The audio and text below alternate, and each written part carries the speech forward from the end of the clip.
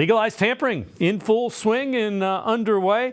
Also, news that the Browns and Andrew Berry already at work. Scott Petrak confirms that the Browns are giving up a 5th and a 6th round pick to acquire Jerry Jeudy from the Denver Broncos, team that they tried to get Jerry Jeudy from last year and were turned down. Second round pick they turned down.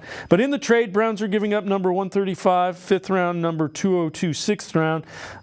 They also have 155 in the 5th and 205 in the 6th, but they are keeping those. Let's welcome in Scott Petrak, Browns beat reporter for the Elyria Chronicle Telegram, as well as BrownsZone.com. And Scott, again, they tried to get Jeudy at the trade deadline. They've tried a couple of times. It was a 2nd round pick I think they wanted. So it's not a guy that has lived up to the draft status of the 15th overall pick. But we've been talking about 5th and 6th round picks and how people are trying to get rid of them. And Andrew Berry got a receiver with a high upside, I guess, would be the way to talk about it. Yeah, no doubt. Former 1st round pick, right? Top 15 guy. Good route runner, quick. The deep speed. I think he ran a 4.46 at the combine. So he can run, but I think he's quicker than fast. Had some drop issues, had some injury issues. Seems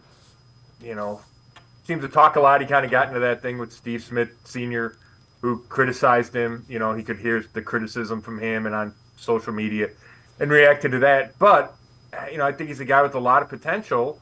Played at Alabama under Nick Saban. I remember talking to Amari Cooper a couple years ago, and he called Jeudy one of the best route runners in the league, and he was young then. So I think it makes a lot of sense when you need a receiver like the Browns did. The free agent market was thin.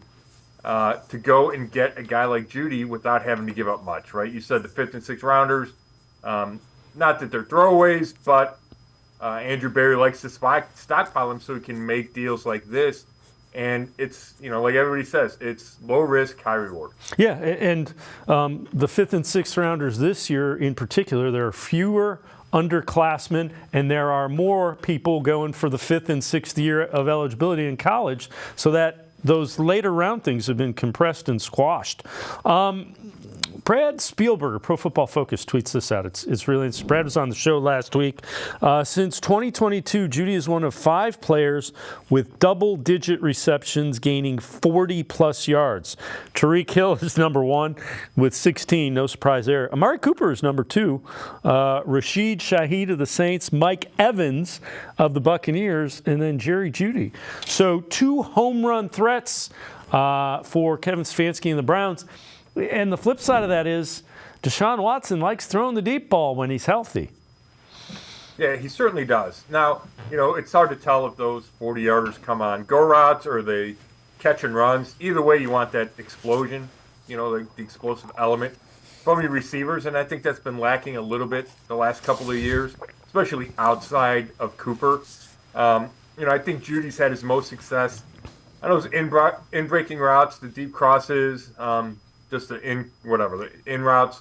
And, but I'm sure he can get pretty deep. He's got that speed like we talked about. I think being around Amari Cooper, another Alabama guy, is going to be good for Jeudy. He's unless the Browns extend him before the season, which I'm not sure why they would, then he's playing on that contract year. So you expect to get the best out of him.